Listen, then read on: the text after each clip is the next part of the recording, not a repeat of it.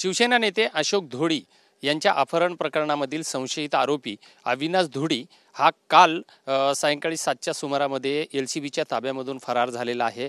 ज्या ठिकाणावरून तो फरार झालेला आहे त्या पोलीस चौकीचे चेकपोस्ट पोलीस चौकी आहे। आपण बघू शकता की ही घोलवड पोलीस स्टेशन अंतर्गतची वेवजे पोलीस चौकी आहे आणि अशोक धुडी यांच्या कुटुंबियांनी अविनाश धुडी हा त्यांचा सख्खा भाऊ आहे, त्यांचं सुद्धा संशयितामध्ये नाव घेतलं होतं।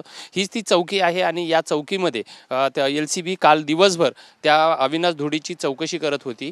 ज्यावेळेस सायंकाळी 7च्या सुमारास या चौकीच्या आतमध्ये पाठीमागल्या साईडकडून बाथरूम आहे आणि या ठिकाणी मी बाथरूमला जातो असं सांगून अविनाश धुडी यांनी बाथरूमला गेला आणि आपण जर बघितलं तर पाठीमागं पूर्णपणे जंगल आहे। या जंगलाच्या बाजूला ते ज्या ठिकाणी आपण त्या शिड्या पाहतोय त्या शिड्यावरून तो जो संशयित आरोपी म्हणून जो अविनाश धुडी या ठिकाणी फरार झालेला आहे तो याच शिड्यावरून तो या ठिकाणी पूर्ण जर बघितला तर पूर्ण जंगल आहे। रात्रीच्या वेळी पूर्ण अंधार असतो आणि याच अंधाराचा फायदा घेऊन तो या ठिकाणावरून फरार झालेला आहे। एकंदरीत आज दिवसभरामध्ये जे पोलिसांचे मोठे खुलासे सुद्धा होणार आहेत।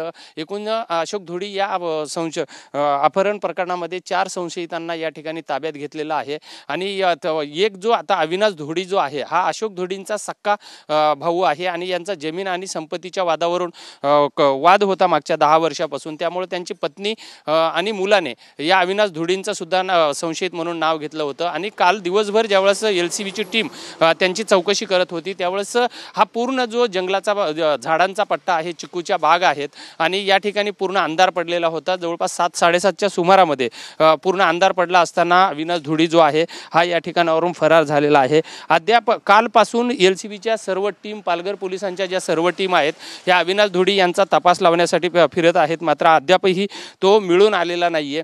या आज पालघरचे पोलीस अधीक्षक बाळासाहेब पाटील यांनी सांगितलेलं आहे की आज दिवसभरामध्ये आमच्याकडे या अपहरण प्रकरणाचे मोठे खुलासे आम्ही संध्याकाळपर्यंत करू। 4 संशयित आरोपी जे आहेत त्यांच्याकडून केलेल्या तपासावरून आणि तांत्रिक माहितीवरून या प्रकरणाचा जवळपास पूर्ण खुलासा जो आहे हा झालेला आहे आणि आम्ही संध्याकाळपर्यंत या सर्व प्रकरणाचा खुलासा करू। मात्र ह्या प्रकरण आता नेमकं कुठे जातं, अविनाश धुडी जो अशोक धुडी जे आहेत यांचा घातपात झालेला आहे की यांचं अपहरण करून यांना कुठे ठेवलेलं आहे हे आता पोलिसांच्या तपासण्यानंतर स्पष्ट होणार आहे।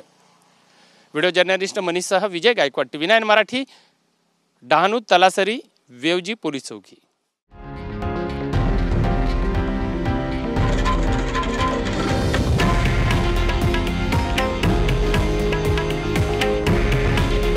हे आहे देशातील नंबर 1 न्यूज नेटवर्क आणि आपण पाहत आहात TV9 मराठी। काळजी तुमची, हित महाराष्ट्राचं।